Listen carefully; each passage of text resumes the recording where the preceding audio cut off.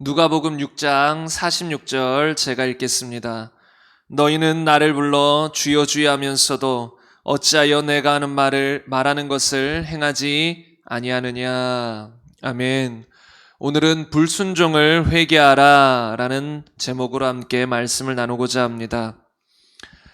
여러분, 우리가 항상 잊지 말아야 될 것이 있는데, 그것은 우리가 결국은 주님과 영원토록 함께 살게 될 것이라는 거예요. 우리는 이것을 지식으로 알고 있습니다. 그런데 우리가 이 땅에 살아가면서 계속 그것을 놓친다라는 거예요. 주님과 함께 영원히 살지, 그리고 그것이 많은 사람들에게 막연해요. 실제적이지 않고 막연하다라는 거예요. 제가 영어 공부를 하려고 이제 어떻게 해야 될까 하다가 주님이 감동을 주신 게 기독교 애니메이션을 한번 이렇게 그런 마음을 주셔서 이 어떤 기독교 애니메이션을 좀 본 적이 있는데요. 이제 얼마 전에 봤었는데 애니메이션으로 하니까 공부가 좀 더 쉬워지는 것 같아요. 왜냐하면 발음들을 정확하게 해주니까. 이제 어린애들 보는 거니까 그래서 정확하게 해주는데, 그래서 그 기독교 애니메이션을 보는데 그 예수님이 이 땅에 오시고 동방박사들과 사람들이 와서 경배하고 어떤 그런 내용의 애니메이션인데, 여러분, 우리는 2000년 전에 예수님이 이 땅에 오셨다라는 것이 어떤 아주 역사 속의 이야기이기 때문에 실제적으로 느껴지지 않을 수가 있어요. 그런데 실제로 오셨다라는 거, 이 땅에. 그리고 앞으로 그 주님과 함께 우리는 영원히 살게 될 것이라는 거. 우리가 그냥 2000년 전에 예수님이 오셨었지, 많은 사람들이 막연히 생각하는 거. 언젠가 예수님과 함께 영원히 살겠지, 막연히 생각한다는 거. 그런데 저희가 이렇게 함께 모여서 예배도 드리고 얼굴도 맞대어 알듯이 얼마 안 있으면 주님과 그렇게 살 거라는 거예요. 주님이 이 땅에 오셔서 우리와 영원히 함께 살게 될 것이라는 거예요. 우리는 그것을 잊어버리면 절대 안 된다는 거예요. 그런데 안타깝게는 우리가 이 땅에 살다 보면 자꾸 그 주님을 향한 초점을 놓치다 보니까 육신의 정욕, 안목의 정욕, 이생의 자랑들이 우리 안에 들어와요. 정말로 주님만 바라보고 살아야지, 그것이 가장 가치 있는 걸 알고 깨달았으면서도 세상 사람들과 어울려 살다 보면 어느 순간 때가 묻어요. 아니, 주님이면 충분했다는 사람들이 갑자기 세상의 것들을 자랑하고 세상의 것들을 추구하며 살아간다는 거예요. 물론 우리가 세상에서도 주님이 주시는 축복 안에 살 수 있지만 우리는 그것들을 가지고 자랑하거나 그것들이 목표인 인생이 아니거든요. 여러분, 세상 사람들 얼마나 알고 보면 허망한 인생을 사는지 모릅니다. 그들의 목표를 보세요. 허망해요. 어릴 때는 공부 좀 잘하자, 그게 목표예요. 그래서 좋은 대학 가자, 그게 목표예요. 그 다음은 좋은 직장 가자, 그게 목표예요. 그래서 돈 많이 벌자, 그게 목표예요. 그러다 보면 결혼 때가 되면 좋은 배우자 만나서 결혼하자, 그게 목표예요. 그러면 또 이제 가정을 잘 꾸려나가야 되고 또 돈 열심히 벌자. 그러다가 30, 40, 50 애들이 이제 또 장가가고 시집가고, 그러면 이제 뭐 특별한 목표가 또 없어지기도 해요.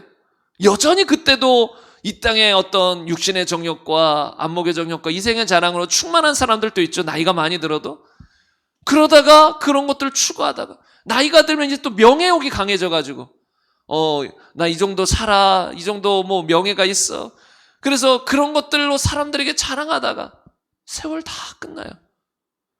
그러니까 그들이 뭐 이제 죽기 직전에 가보면 인생이 허무한 거예요. 내가 뭘 했지?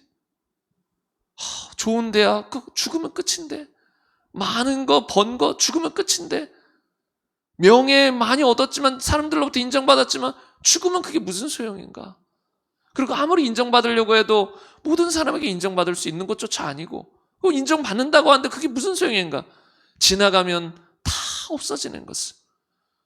호랑이는 가죽을 남기고 사람은 이름을 남긴다. 거짓말이에요. 그 속담은 잘못됐어요. 안 남겨요. 우리가 지나간 저희 할머니, 할아버지, 지금 이름도 모릅니다. 이름 몰라요. 그럼 기억 못해. 100년 전에 저의 조상, 200년 전에 저의 조상 몰라요. 이름을 안 남겨요. 이순신 장군 이름 알 뿐이죠. 무슨 의미예요? 그분에게는 아무 의미가 없어요. 그러니까 그것도 다 속는 거예요. 사람 이름 안 남겨요. 다 흙으로 사라져요. 그래서 이게 우리가 자꾸 속지 말아야 되는데, 그 천국 바라보며 그 목표를 붙잡고 가야 되는데도 자꾸 속아요. 그래서 이것을 우리가 경계해야 된다는 거예요. 정말로 그 주님만을 바라보고 천국만을 바라보고 살지 못하는 모든 삶은 나중에 다 죄가 되어 없어질 거예요. 다른 말로 다 무너져 버릴 거예요. 다 사라져 버릴 거예요. 그리고 그 자리에는 후회만 가득하게 될 것이라는 거예요. 그래서 여러분, 우리가 남은 인생 그렇게 살지 않도록 더 부단히 노력해야 될 줄로 믿습니다. 속지 마세요. 계속 마귀는 속여요. 이 땅에 여러 가지 것들로 그것이 있으면 행복할 것으로, 그것을 꼭 얻어야 되는 것처럼, 그래서 주님을 위해서 달려가다가 어느 순간 어떤 부분적으로 어떤 다른 것들을 추구하며 달려간다는 거예요. 우리가 속으면 안 된다는 거예요. 여러분, 우리가 알고 있는 것과 그 알고 있는 것을 목표로 삼고 실제로 달려가는 것은 완전히 달라요. 우리는 다 알잖아요. 예수님이 목표인 걸, 천국이 목표인 것을, 그분과 함께 영원히 살게 될 것이라는 걸 우리는 머리로는 다 알고 있어요. 그리고 그것이 우리의 목표입니다, 궁극적인 목적입니다, 알고 있어요. 그런데요, 그걸 알고 있는 것과 실제로 내 삶을 그 목적에 맞춰서 살아가는 것은 완전히 달라요. 저의 영어 공부의 목표는 아주 오래전부터 있었습니다.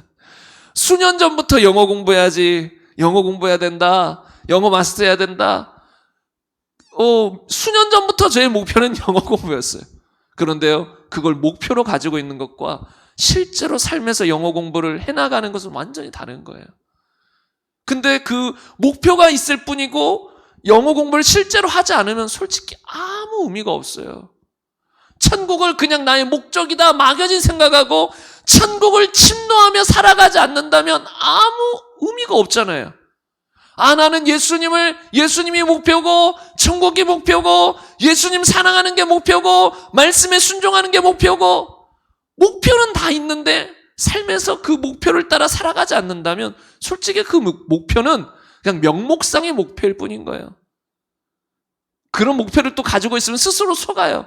나의 목표는 천국이 맞아. 확실히 목표를 가지고 있으니까. 그러니까 그래도 나는 뭔가 그래도 올바른 방향으로 나아가고 있지. 그런데 순종이 없다면, 그 목표를 향해 발걸음을 내딛고 있지 않다면 아무 의미가 없는 거야. 아무 의미가.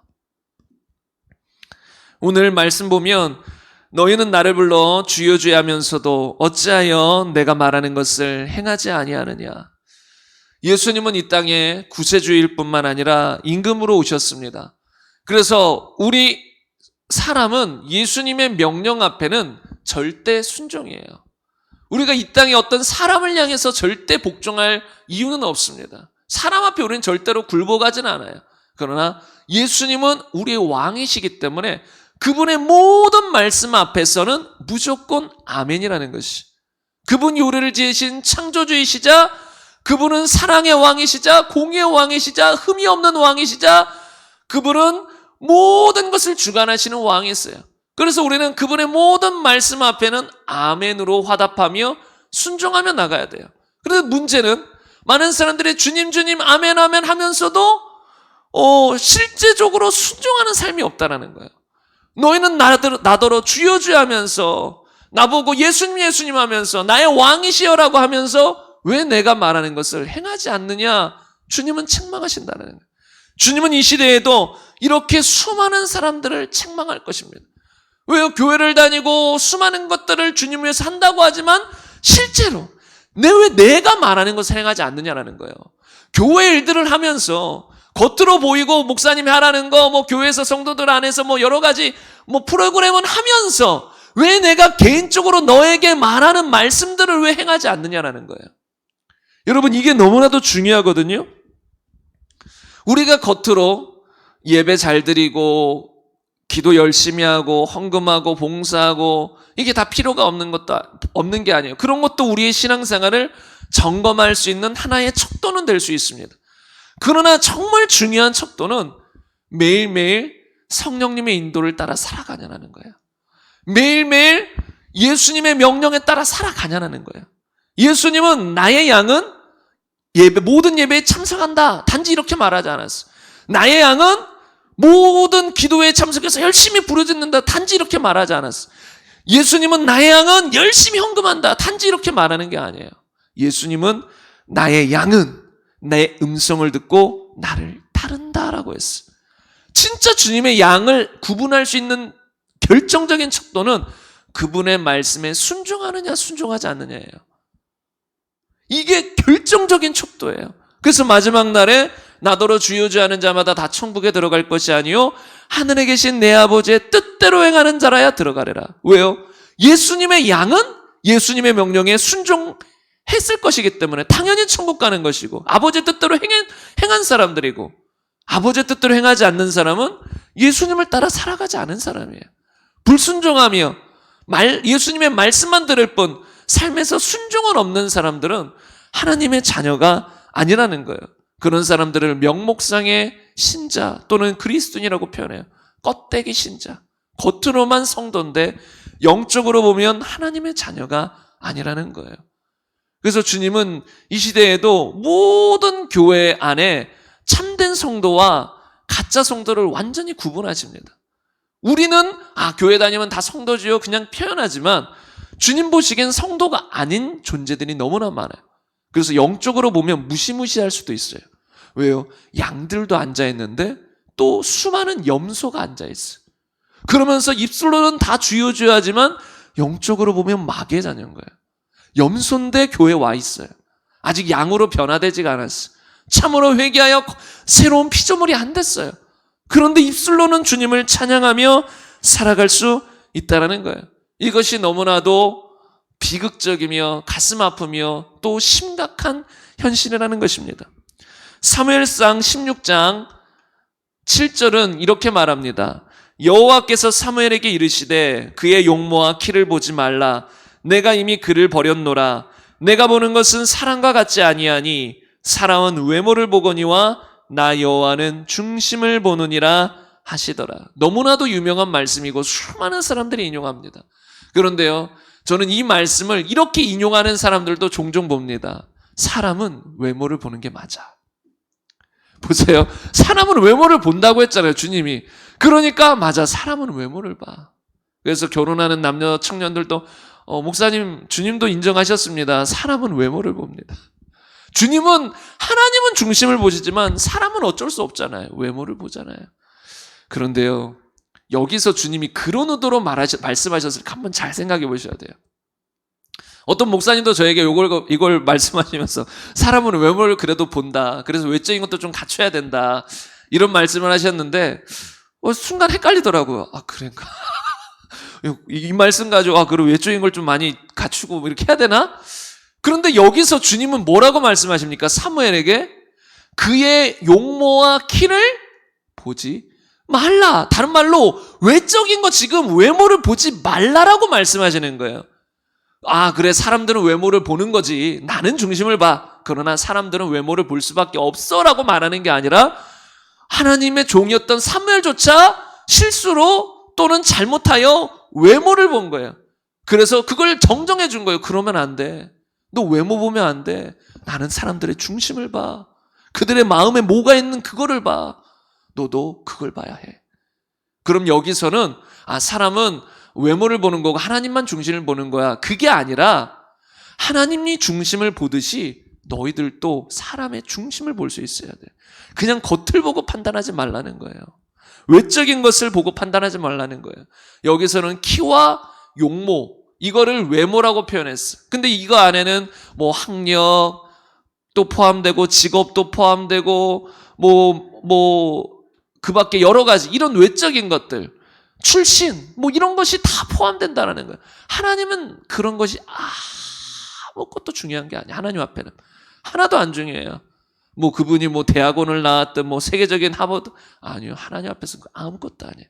하버드 나온 사람 100명과 다니엘 1명 모아놓으면 누가 이길까요? 다니엘이 이겨요. 지혜가 확실히 뛰어나요. 왜요? 아무리 세상적으로 뛰어난 학문을 배워도 하나님의 지혜가 임한 사람 앞에는 잽이 안 돼요. 그들이 하버드 3년 동안 공부해서 깨달을 것들을 하나님의 지혜가 임한 사람은 뭐 몇 달이면 한 며칠이면 깨달을 수도 있습니다. 배울 수도 있어요. 그 정도로 하나님은 세상의 지혜들 별거 아닌 것으로 취급합니다. 왜? 하나님 앞에는 아무것도 아니라는 거예요.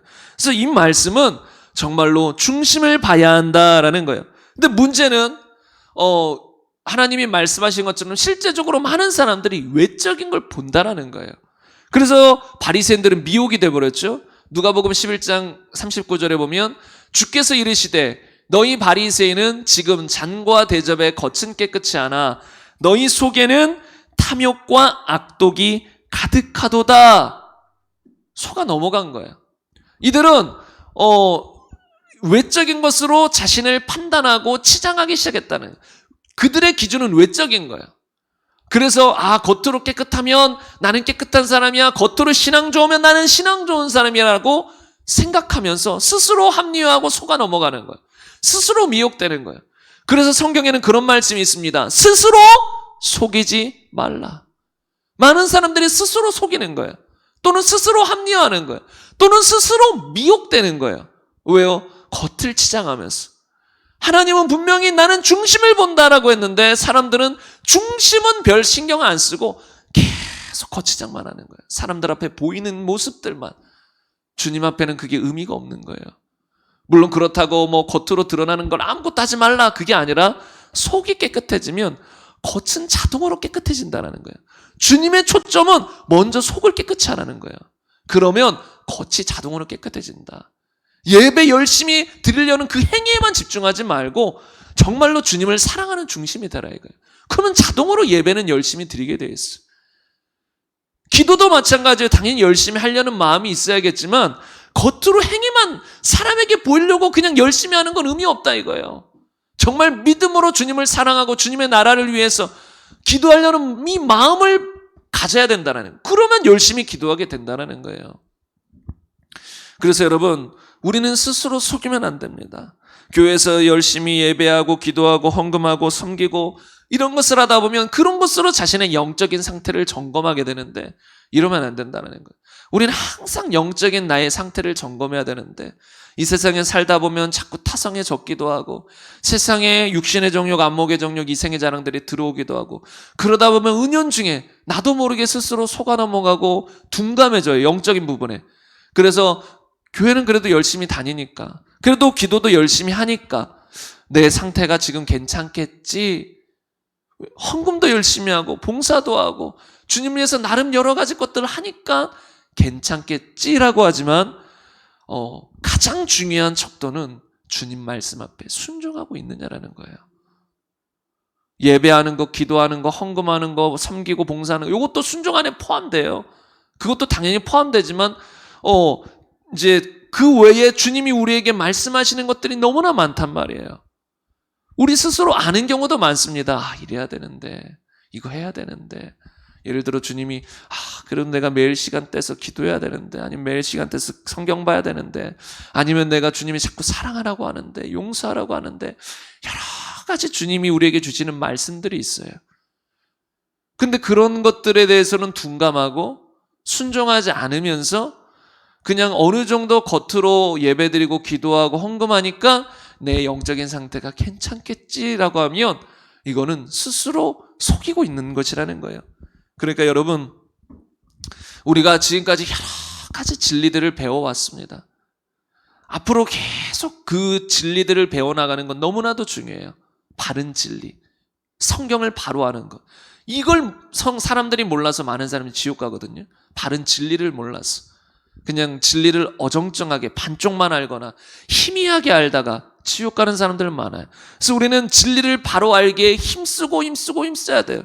근데 그것과 똑같이 중요한 게 있어요. 덜 중요한 게 아니라 똑같이 중요한 게 뭐냐면 그 진리에 열심을 내는 거예요. 열심히 뭐가 바른 진리일까? 진리는 정말 무엇일까? 어떤 사람이 구원받는 것일까? 성경적인 진리가 뭘까? 계속 파고 알고 깨닫는 거 너무나도 중요해요. 근데 중요한 건 깨달았으면 그 진리에 열심을 내야 되는 거예요. 그 진리를 내 진리가 되게 만들어야 되는 거예요. 다른 말로 믿음으로 순종하는 삶을 살아야 된다는 거예요. 그것이 없는 깨달음은 의미가 없고 주님 앞에는 가증한 자가 될 수 있는 거예요. 계속 하나님 말씀을 깨달았지만 너는 왜 순종을 안 하느냐? 그냥 머리만 커져 있지 삶은 변화가 없고, 주님 앞에 이것은 가증한 사람이 될 수 있다라는 거예요. 그래서 우리가 평생 주님의 진리를 더욱 사모하며 바른 진리를 알도록 힘써야 되지만, 동시에 우리가 힘써야 되는 것은 열심을 내야 된다는 거예요. 어떤 사람들은 자꾸 열심이 중요합니까? 방향이 중요하지? 이렇게 말하는 사람이 있어요. 열심보다 방향이 중요합니다. 그러면 왠지 방향이 더 중요하고 열심은 조금 덜 중요한 것처럼 느껴져요. 그런데 그게 아니에요. 똑같이 중요한 거예요. 똑같이 중요한 거예요. 성경에는 얼마나 곳곳에서 열심을 내라는 말이 있는데요. 열심을 내라. 너희가 주의 말씀을 향해서 지금까지 열심히 달려왔지 않느냐? 왜 지금 속아 넘어가고 미혹되느냐? 속지 말고 다시 열심을 내라. 순전한 주님의 말씀에 순종하며 살아라. 하나님은 열심을 내라고 합니다. 그래서 여러분에게 주신 마음들, 또 말씀을 읽으면서 들으면서 성령님이 나에게 원하시는 것들을 여러분들이 작은 것들부터 하나하나 한번 생각해 보세요. 앞으로도 계속 더 많은 진리들을 배워나가겠지만 우선 내가 아는 진리들도 많이 있단 말이에요. 나에게 원하는 하나님의 뜻을 안단 말이에요. 그럼 그것들에 우리가 먼저 열심을 내야 된다는 거예요. 그것 없이 자꾸 많은 걸 배우면 오히려 스스로 더 미혹될 수 있어요. 스스로 속이는 자가 될 수 있어요. 그래서 여러분 한번 지금 같이 기도하실 때 기도하면서 내가 나에게 하나님이 원하시는 것들이 무엇이 있는가 하나하나 생각해 보면서 마음을 끌어올리세요.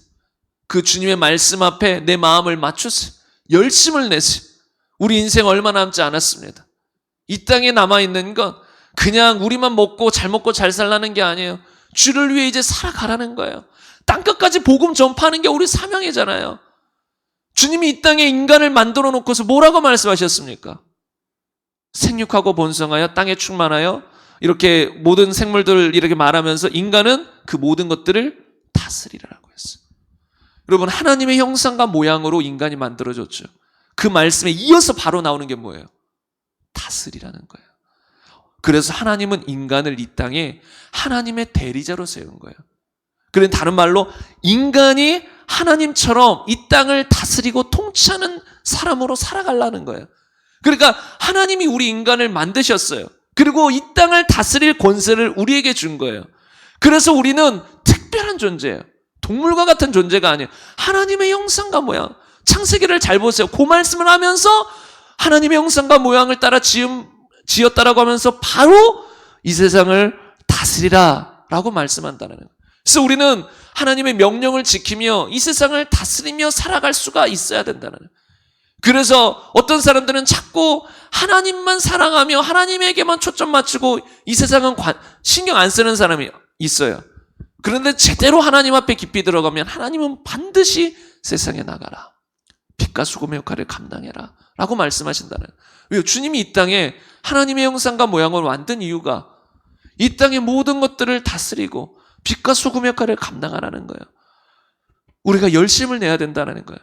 우리는 이 땅에서 우리 각 사람에게 맡겨진 사명이 있다는 거예요. 사명은 다 다르지만 사명이 있어요. 그걸 완수하고 가야 됩니다. 우리에게 맡겨진 사명을 완수하고 가야 됩니다. 근데 열심 없이 완수할 수 있는 사명은 없겠지요. 열심을 안 내고 설렁설렁 사는데 사명 완수? 아마 주님이 그런 사명을 주시지는 않았을 거예요. 열심을 내어 충성을 다할 때 이루어질 수 있는. 그리고 주님은 그런 충성하는 사람을 통해 일하지 열심을 내지도 않고 설렁설렁하는 사람, 그런 사람을 주님은 쓸 수도 없고 그 사람을 통해 일하실 수도 없어요. 주님은 기본적으로 정직하고 충성된 사람들을 통해 일하신다는 겁니다. 그러므로 주님이 우리 각 사람에게 맡기신 사명, 또 우리에게 원하시는 말씀들, 순종하라는 말씀들, 주님 내가 열심을 내겠습니다. 주님 더욱더 성령 충만하게 하시고, 왜 성령 충만해야 더욱 열심을 낼 수 있거든. 성령 충만하게 하시고 열심을 내어 하루하루 살아가겠습니다. 나를 붙들어 주시옵소서. 우리 시간 말씀 생각하시면서 기도하시다가 자유롭게 돌아가도록 하겠습니다. 기도하시겠습니다.